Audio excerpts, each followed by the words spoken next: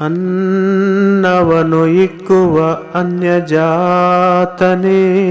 ಕುಲಜ. ಅನ್ನವನು ಇಕ್ಕದುಣ್ಣತಿಪ ಕುಲಜಾತ. ನನ್ಯರೆಂದರಿಯೋ ಸರ್ವಜ್ಞ. ದಾನ ಮಾಡುವವರಲ್ಲಿ ಜಾತಿ ಕುಜಾತಿ ಎಂಬ ಭೇದ ಭಾವ ಸಲ್ಲ. ಅದರಲ್ಲೂ ಎಲ್ಲ ದಾನಕ್ಕಿಂತಲೂ ಅನ್ನದಾನ ಅತಿ ಶ್ರೇಷ್ಠವಾದದ್ದು. ಅಂತಹ ಅನ್ನವನ್ನು ದಾನ ಮಾಡುವ ದಾನಿ ಯಾವ ಜಾತಿಯವನೇ ಆಗಿದ್ದರೂ ಶ್ರೇಷ್ಠನೆಂದು ತಿಳಿಯಬೇಕು.